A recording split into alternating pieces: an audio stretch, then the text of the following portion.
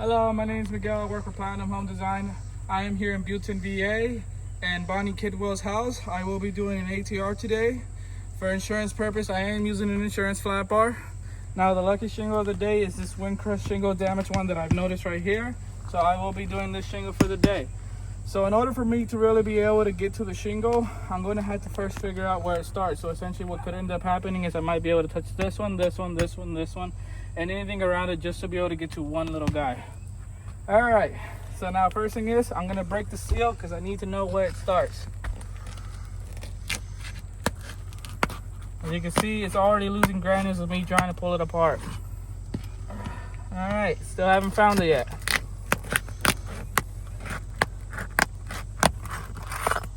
All right, still have not found it yet.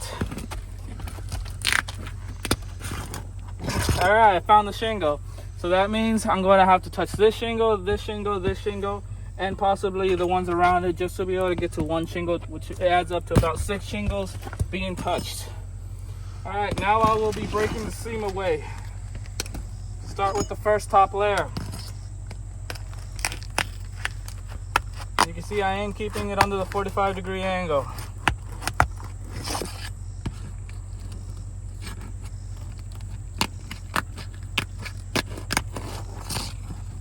Alright, look, for insurance purpose, I want you guys to see this. There is wind that's already getting in underneath there. As you can see, I just put my flat bar and I am seeing notice of wind possibly getting underneath there.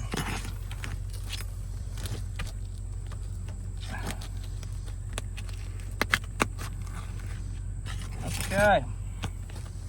Alright, first seam broken. Now I have to break the second seam.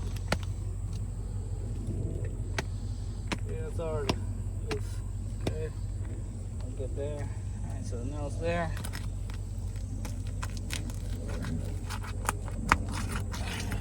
Okay. All right, both seams have been broken.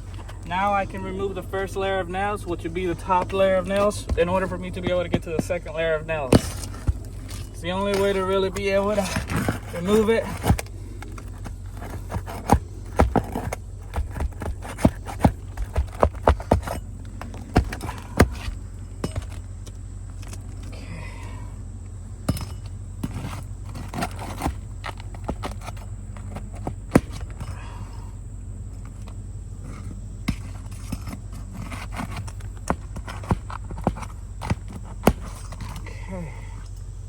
Alright, first layer of nails have been removed. Now I will be working on the second layer of nails. First, gotta break the seam.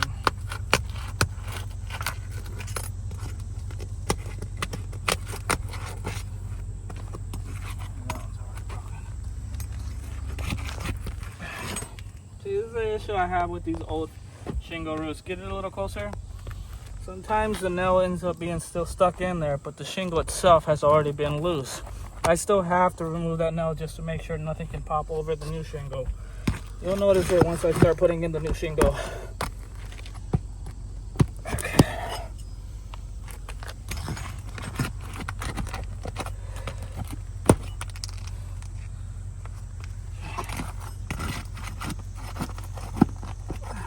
Now there should be one more now.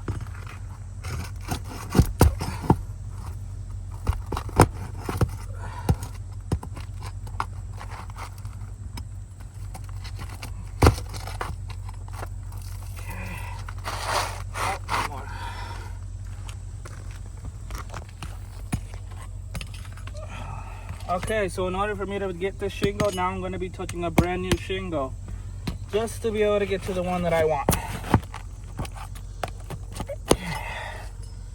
And it should come out. Now, I want you to see some of the granulous loss that has happened. And you can see there's the damage. Now I'll be putting on the new shingle.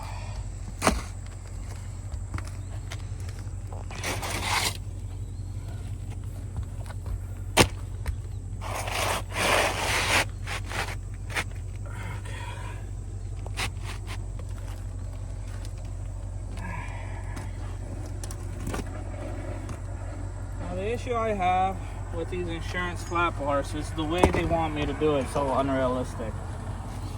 I have to put the nail in, and I still have to keep it under the 45-degree angle. And then I gotta bang it in. And at that point, you would assume that the nail is in there, but it's not. Zoom in a little closer. As you can see, it's still raised up. The issue with this though is that if I leave the nail there, there's a high chance that the nail can pop over this, causing more damage to the shingle, making it easier for water to get in. Now the issue I have with the 45-degree angle is it's unrealistic. If you really want me to be able to hit that in at the 45-degree angle, which is about here, there's a good chance that I could hit the shingle here, further damaging the shingle. So in order for me to really be able to hit it in, I have to raise it up a little bit higher, and then I slowly have to put it down, which ends up forming more of a crest here. Now this has to be repeated for every single one of them.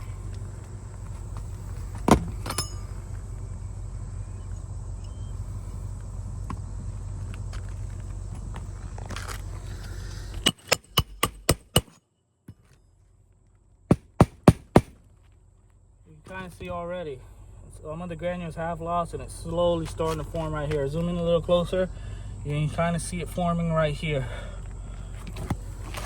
It's gonna happen. Now imagine when the next big windstorm comes around.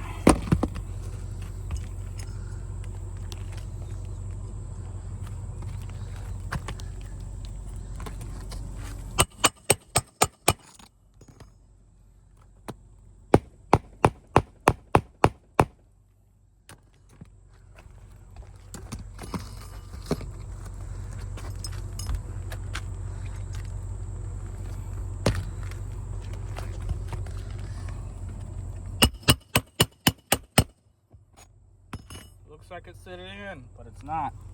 You can see it's still raised up. Still have to raise it up. Still have to bang it in. Still forming a crest here. Now, for these older shingles, it's a little more complicated than putting it onto the new ones. There used to be a hole right here. Zoom in a little closer. There used to be a hole right here. Now the issue with that hole is I can no longer use it. So in order for me to make sure that both shingles get caught by the one nail, I have to make a brand new hole. Same situation. I have to raise it up, I have to bang it in. Now that hole is there. The issue with these kind of shingles is when I'm raising it up, I'm forming more of a crest here. Over years, the granules do get lost. Now because of that extra hole there, there's a good chance that water could easily get in from all these loss of granules. So in order for me to make sure it's secured, I have to add a little extra caulking at the end of the ATR. Now, this cycle has to also be repeated for every single one of the old shingles. Still not banged in, still have to raise it in. Can't use that same hole, forms the crest right here.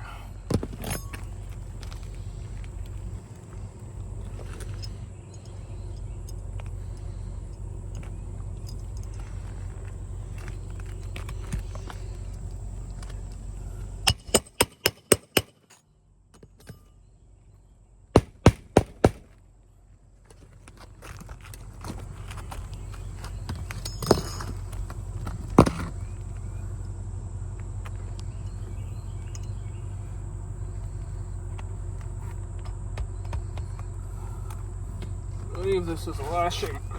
Now.